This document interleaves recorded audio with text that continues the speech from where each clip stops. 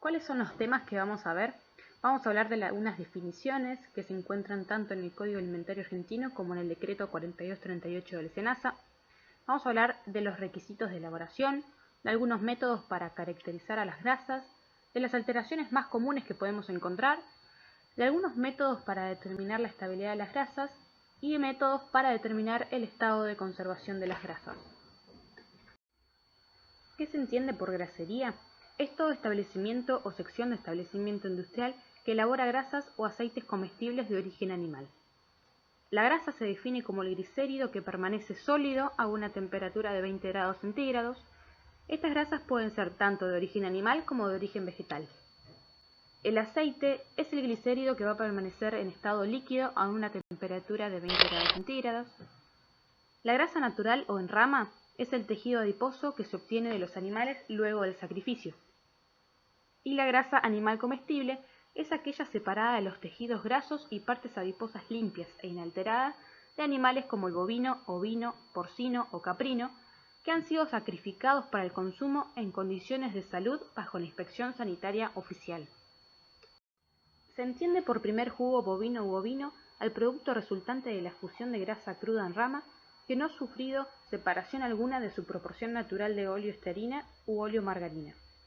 La grasa de caracú se denomina el producto graso resultante de la cocción del tejido óseo de los bovinos y sus adherencias, cuyo producto final tiene sabor sui generis del hueso caracú. La grasa depurada es la que ha sido sometida a un proceso con el fin de eliminar el agua, impurezas y sustancias extrañas, pudiéndose obtener por sedimentación, filtración o centrifugación. La grasa refinada, por otro lado, es la grasa depurada sometidos a procesos destinados a obtener un mejor producto utilizable para fines alimenticios. Puede ser sometida a procesos como la neutralización, decoloración, deestearización y desodorización. Por último, la grasa de cerdo es el producto obtenido de la elaboración de grasa de cerdo en rama, sometido o no posteriormente a una elaboración adicional de homogeneización. La margarina es toda la grasa emulsionada que presente apariencia de manteca y esté constituida por materias grasas de origen animal o vegetal o una mezcla de ambas. Puede contener leche pasteurizada, entera o descremada, vitaminas, aceites o grasas hidrogenadas, entre otros ingredientes. Debe conservarse a una temperatura de 20 grados centígrados y para el caso de la margarina es obligatoria la adición de vitamina A. El sebo es la grasa que ha perdido la condición de aptitud para el consumo humano y se designará de acuerdo a la especie animal del que provenga. Y se entiende por severía a todo establecimiento o sección de establecimiento que elabore sebos o aceites incomestibles de origen animal. ¿Cuáles son los requisitos de elaboración de la grasa? Se prohíbe la fusión de la grasa a fuego directo. Para fusionar la grasa se permite cualquier procedimiento químico o físico que esté autorizado por el SENASA. En cuanto a la acidez, las grasas deben de tener como máximo un 0,8% expresado en ácido oleico. Como máximo puede contener un 0,5% de sustancias extrañas, entendiéndose como sustancia extraña al agua, a materias insaponificables e impurezas insolubles en éter de petróleo. Las grasas deben estar libres de rancidez y están permitidos el agregado de aditivos, los cuales deben estar autorizados por el SENASA. En esta diapositiva podemos ver un cuadro comparativo de la grasa de las distintas especies. En el caso del bovino, la grasa va a ser de color blanco a blanco amarillento, es insípida, el olor va a depender de la cantidad de ácidos grasos volátiles que tenga esa grasa, su consistencia va a ser medianamente fina, va a estar compuesta en un 32% de ácido oleico y un 68% de ácido palmítico y ácido esteárico. Su punto de fusión va a rondar entre los 40 y los 48 grados centígrados. El bovino, a diferencia, el color va a ser blanco mate, va a tener un sabor ceboso y un olor a cebo característico. Su consistencia va a ser más dura y quebradiza a comparación de la del bovino.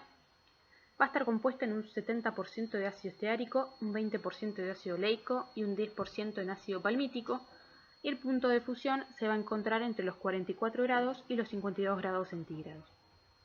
En el caso del porcino, la grasa va a ser de color blanco, grisáceo o amarillento según la alimentación, tiene un sabor agradable y un olor sui generis, Su consistencia va a ser mucho más untuosa en comparación con la del bovino y el ovino. Está compuesta por un 62% de ácido oleico y un 38% de ácido palmítico y esteárico, y su punto de fusión es más bajo y se encuentra entre los 36 grados centígrados y los 41 grados centígrados.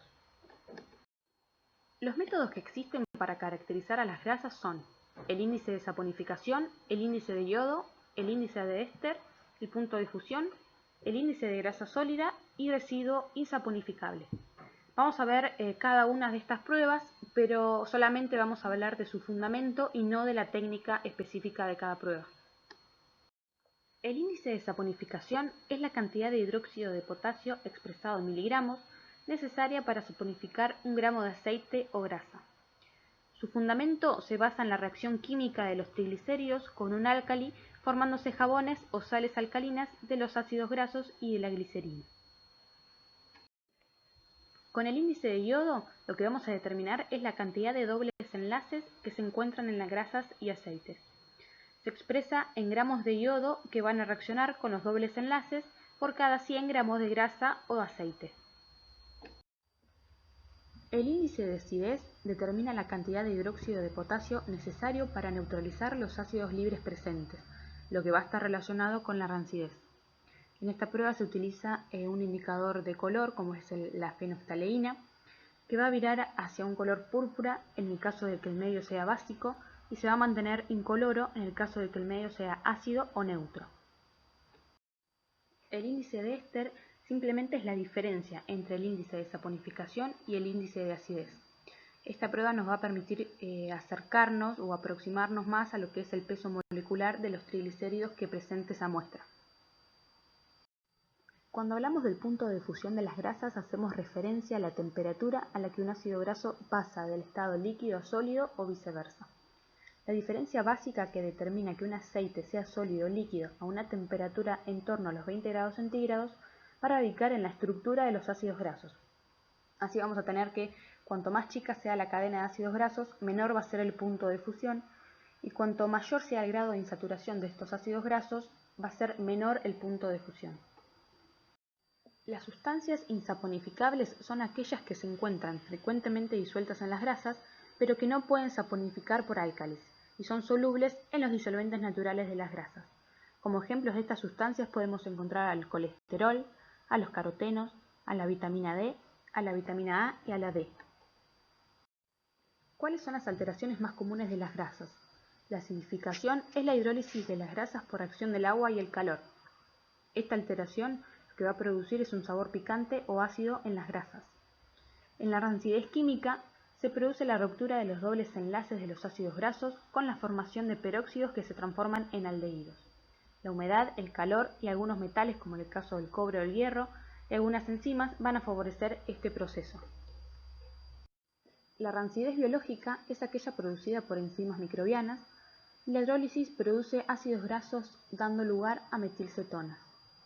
En la acidificación se va a producir una polimerización de las grasas. El sabor a pescado va a estar dado principalmente por lo que es la trimetilamina. Y por último, el enmohecimiento, vamos a ver que sobre las grasas pueden desarrollarse ciertos géneros de hongos, como es el caso de Aspergillus, Penicillium, Mucor y Cladosporidium. La estabilidad de las grasas se determinan a través de tres técnicas. El test de absorción de oxígeno, en donde la muestra se va a calentar en presencia de oxígeno hasta que va a llegar un punto en que la velocidad de absorción de este oxígeno se detiene. El método de oxígeno activo va a medir la estabilidad de oxidación y consiste en hacer burbujear aire a través del aceite que se va a encontrar a una temperatura de 36 grados centígrados. Y el Rancimat es simplemente el método automatizado de lo que es el método de oxígeno activo. Para determinar el estado de conservación de las grasas, en el caso de la hidrólisis se puede tomar como referencia los miligramos de hidróxido de potasio por cada gramo de grasa o aceite, o los gramos de ácido oleico por cada 100 gramos de muestra. Para el caso de la oxidación, vamos a tener tres pruebas, como es el índice de peróxido, ensayo de Kreis y ensayo del ácido tiobarbitúrico. El método de Kreis se basa en la reacción del aldehído epinidrinal con el fluoroglucinol en un medio ácido. De esta reacción se va a obtener un producto de color rojo y la intensidad del color va a ser proporcional al grado de enranciamiento. El principal producto de la oxidación de las grasas es el hidroxiperóxido. Un valor alto indica que el proceso de enranciamiento en las grasas ya ha comenzado. Se mide en miliequivalentes de oxígeno activo por kilo. El valor limitante para el consumo es de 20. Esta prueba se basa en la transformación de una solución de ioduro de potasio a yodo. La cantidad de yodo se va a determinar por titulación con una solución de tiosulfato de sodio, utilizando como indicador una solución de almidón para determinar el final de la titulación. Cuando el resultado nos da menor a 10 miliequivalentes por kilo, vamos a encontrar que no hay rancidez. Cuando es mayor a 10 miliequivalentes por kilo, ya se ha iniciado el periodo de inducción de la oxidación. Y por último, cuando da de 20 a 40 miliequivalentes por kilo, ya hay una rancidez notable en las grasas. Por último, el ensayo tiorbitúrico. Sabemos que el malonaldehído es un producto de la oxidación de las grasas y esta prueba se va a basar en la reacción entre el malonaldehído y el ácido tiobarbitúrico, dando como resultado una red cromófora de color rojo cuya intensidad nos va a estar indicando el grado de rancidez.